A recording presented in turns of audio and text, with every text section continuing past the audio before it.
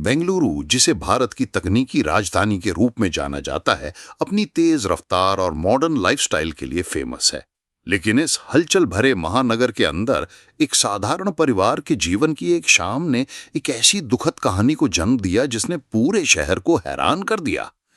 ये कहानी निश्चित की है, जो एरेकेरे की वैस्या बेन कॉलोनी में रहने वाला एक 13 साल का मासूम बच्चा था। क्राइस्ट स्कूल में 8th क्लास के स्टूडेंट निश्चित की दुनिया डेली रूटीन के इर्द गिर्द घूमती थी, जिसमें पढ़ाई, खेल और परिवार के साथ टाइम स्पेंड करना शामिल था। लेकिन बुधवार 30 जुलाई की शाम को जब वो अपनी साइकिल से ट्यूशन के लिए निकला, तो किसी को अंदाजा भी नहीं था कि ये उसकी आखिरी यात्रा होगी। लगभग 5:30 बजे घर से निकलने के बाद निश्चित को रात 8 बजे तक वापस आ जाना था।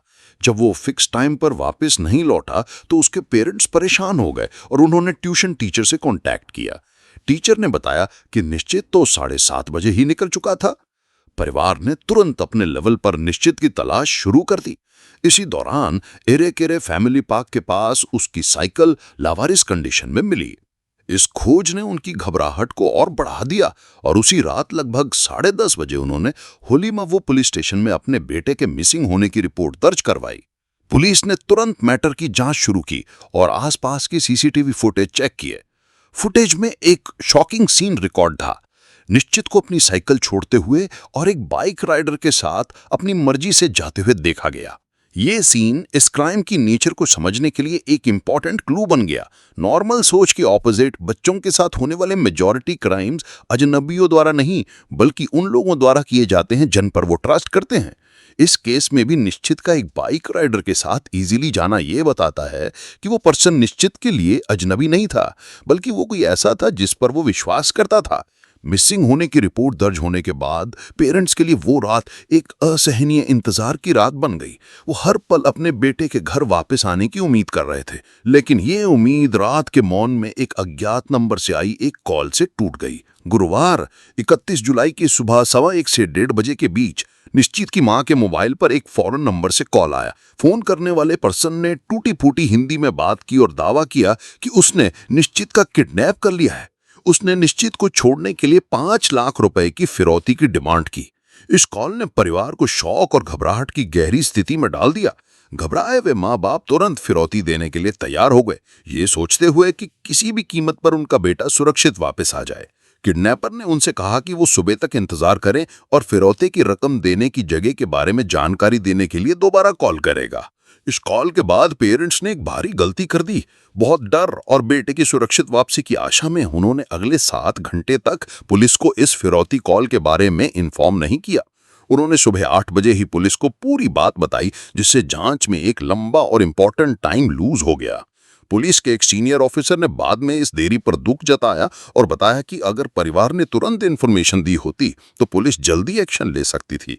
इस तरह की स्थिति अक्सर विक्टिम फैमिलीज को इमोशनली कमजोर कर देती हैं और वो क्रिमिनल्स की शर्तों पर काम करने के लिए मजबूर हो जाते हैं।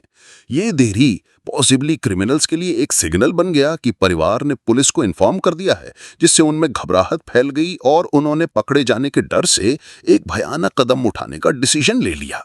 जब पुलिस ने फिरौती की कॉल के बेसिस पर जांच को स्पीड दी और टेक्निकल सर्वेलांस के थ्रू कॉल के सोर्स का पता लगाने की कोशिश की, तभी एक और भयानक रियलिटी सामने आई। गुरुवार शाम को बेंगलुरु के आउटर एरिया बैनरघट्टा गोटीगेरे रोड के पास एक सुनसान और पत्थर वाले एरिया में एक बुरी तरह से जला हुआ बॉडी मिला। ये बॉडी निश्चित का था, जिसकी पहचान करना भी मुश्किल हो रहा था। घर वालों ने उसकी कमरबंद से पहचान की जो वो बचपन से पहनता था। पुलिस ने इनिशियल इन्वेस्टिगेशन के बाद ये कंक्लूजन निकाला कि आरोपी ने बॉडी को जलाने से पहले निश्चित का गला घोंट दिया था, ताकि वो जलते वक्त चिल्ला ना पाए। मर्डर के इस तरीके के और घटने के टाइम को देखकर यह क्लियर होता है कि ये कोई प्री प्लान्ड या प्रोफेशनल क्राइम नहीं था। प्रोफेशनल किडनैपर नॉर्मली हॉस्टेज को जिंदा रखते हैं ताकि फिरौती की अमाउंट बढ़ाई जा सके। इस मामले में निश्चित को किडनैप के कुछ ही घंटों के अंदर मार दिया गया और फिरौती की कॉल उसके बाद की गई, जो कि एक असामान्य सीक्वेंस है। इससे ये पता चलता है कि क्रिमिनल्स में घबराहट थी। पुलिस का मानना है कि मर्डर का मेन रीजन ये डर था कि परिवार ने पुलिस को इन्फॉर्म कर दिया है और निश्चित उन्हें पहचान सकता है, क्योंकि वो परिवार का जान पहचान वाला था। इस डर ने क्रिमिनल्स को इतना डरा दिया कि उन्होंने बच्चे को खत्म करने का क्रूर फैसला ले लिया। बॉडी को जलाना एविडेंस मिटाने और विक्टिम की पहचान छुपाने की एक डेस्परेट अटेम्प्ट थी, जिसमें नॉन प्रोफेशनल क्रिमिनल्स ने अपनी प्लानिंग के फेल होने पर एक भयानक और इंस्टेंट क्राइम को अंजाम दिया। इन्वेस्टिगेशन को स्पीड देते हुए पुलिस ने टेक्निकल सर्विलांस और इन्फॉर्मर से मिली इंफॉर्मेशन के आधार पर आरोपी की पहचान कर ली। इस घिनौने अपराध के पीछे कोई अजनबी नहीं था, बल्कि विक्टिम फैमिली से ही जुड़ा एक चेहरा था। पुलिस ने दो मेन आरोपी गुरुमूर्ति और गोपाल कृष्णा की पहचान की। ये रिवील हुआ कि मुख्य आरोपी गुरुमूर्ति, जो 27 साल का था और वो ड्राइव नाम के टैक्सी सर्विस में काम करता था, और उसने निश्चित की फैमिली के साथ अच्छा संबंध बना लिया था, क्योंकि वो उन्हें कम प्राइस में लेके जाता था, जिसके कारण वो उनके साथ डायरेक्ट काम करने लगा था और उनका स्पेयर ड्राइवर बन चुका था। और इसीलिए उसकी निश्चित के घर तक रेगुलर पहुंच थी। उसके पास फैमिली के बारे में पर्याप्त जानकारी थी, जिसमें निश्चित का डेली रूटीन भी शामिल था। औरतों और गुरुमूर्ति पे 2020 में पॉक्सो एक्ट के तहत उसके ऊपर केस हुआ था, लेकिन एन मौके पर गवाह के मुकर जाने के कारण वो छूट गया था। इसीलिए पहले पुलिस को लगा कि उसने ये अपहरण शोषण के लिए तो नहीं किया है, लेकिन बाद में पोस्टमार्टम के रिपोर्ट से ये साफ हो गया कि निश्चित के साथ ऐसा कुछ नहीं किया गया था। गोपाल कृष्णा एक प्राइवेट केबल ऑपरेटर फर्म में टेक्नीशियन था और उस समय वो कोरामंगला का एक ओल्ड एज होम में कंप्लेंट रजिस्टर का काम मिला था, और वहीं से उसने एक 75 के एक बुजुर्ग का मोबाइल फोन और सिम चुरा लिया था। और उसी मोबाइल के सिम कार्ड से गुरुमूर्ति ने निश्चित की फैमिली को कॉल और मैसेजेस किए थे। इस चोरे हुए सिम कार्ड के बारे में कोई पुलिस कंप्लेंट नहीं की गई थी, इसलिए पुलिस को इसके बारे में कोई खबर नहीं थी। वीपीएन और इंटरनेट कॉलिंग का यूज करने के कारण उसका number out of country show कर रहा था, इसलिए पुलिस को उसको ट्रैक करने में प्रॉब्लम हो रही थी। पुलिस के अकॉर्डिंग गुरुमूर्ति और उसका साथी गोपाल कृष्ण, जो 25 साल का था, दोनों ने निश्चित के पिता से पैसे लूटने के लिए उसका किडनैप करने की प्लानिंग बनाई। इस प्लानिंग के अंडर उन्होंने 5 लाख रुपए की फिरौती की डिमांड की, जो कि एक प्रोफेशनल और ऑर्गेनाइज्ड गैंग द्वारा मांगी जाने वाली रकम के तुलना में बहुत कम थी। गुरुमूर्ति के पास निश्चित के डेली रूटीन की इंफॉर्मेशन होना ही इस अपराध का फर्स्ट स्टेप बना, क्योंकि इससे अपहरण को अंजाम देना इजी हो गया। क्योंकि उनके पास होस्टेज को लंबे समय तक सेफ रखने का कोई ठिकाना नहीं था और वो आसानी से डर गए, इसलिए उन्होंने पकड़े जाने के डर से निश्चित को मार दिया। निश्चित की दुर्गद हत्या ने पूरे शहर को हिला के रख दिया। मैटर की सीरियसनेस को देखते हुए होली में वो पुलिस ने तुरंत एक स्पेशल टीम फॉर्म की। पुलिस ने टेक्निकल सर्वेलांस और भरोसेमंद इंफॉर्मेशन के बेसिस पर आरोपी का पता कागलपुरा रोड बरेरा में लगाया। गुरुवार को जब पुलिस टीम ने उन्हें कस्टडी में लेने का ट्राई किया, तो दोनों आरोपी ने सरेंडर करने के बजाय ऑफिसर्स पर नुकीली हथियार से अटैक किया।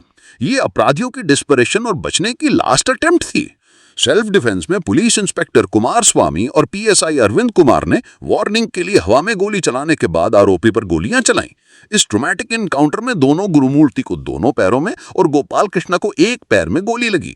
अटैक में दोनों पुलिस ऑफिसर भी घायल हो गए। इनकाउंटर के बाद दोनों घायल को अरेस्ट करके ट्रीटमेंट के लिए पहले जयनगर गवर्नमेंट हॉस्पिटल और फिर विक्टोरिया हॉस्पिटल ले जाया गया। पुलिस की एक क्विक और डिसाइसिव एक्शन प्रशंसा करने लायक थी, जो कि मिसिंग होने की रिपोर्ट के 24 आवर्स के अंदर हुई थी। इस केस में परिवार की तरफ से फिरौती कॉल की इंफॉर्मेशन देने में हुई देरी के बावजूद पुलिस ने मॉडर्न इन्वेस्टिगेशन टेक्निक्स और प्रोफेशनल रिस्पॉन्स का इफेक्टिव तरीके से यूज किया। आरोपी पर निश्चित के किडनैप और मर्डर के साथ साथ गवर्नमेंट ऑफिसर पर हमला करने के चार्जेस में भी केस दर्ज किया गया।